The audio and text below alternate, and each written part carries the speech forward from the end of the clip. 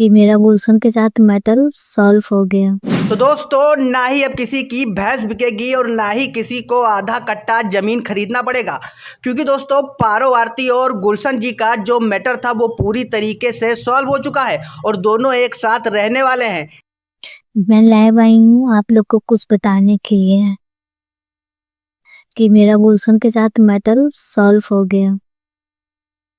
तो अगर मीडिया वाले भैया लोग अगर मेरे देख रहे होंगे लाइव में आके, तो उन लोग को यही बोलना चाहती हूँ मैं, अरे आई लव यू हावी जी नहीं बोलिए, बोल रहे ना कि लोग जो भी लोग मेरे इंटरव्यू वाले भैया लोग देख रहे होंगे ना, वो लोग को यही बोलना चाहती हूँ मैं कि मेरे इंटरव्यू आके अब मत ले, मेरा और गुलशन का सब कुछ ठीक हो गया है। अब मैटर सॉल्व हो गया, मेरे गुलशन से कॉल पे बात हो चुका है, वो को क्या करना कहने हम लोग खुद में अब कर लेंगे सब कुछ ठीक।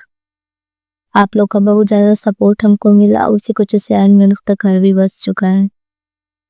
ठीक है जी, ठीक है, मैं सोने जा रही हूँ।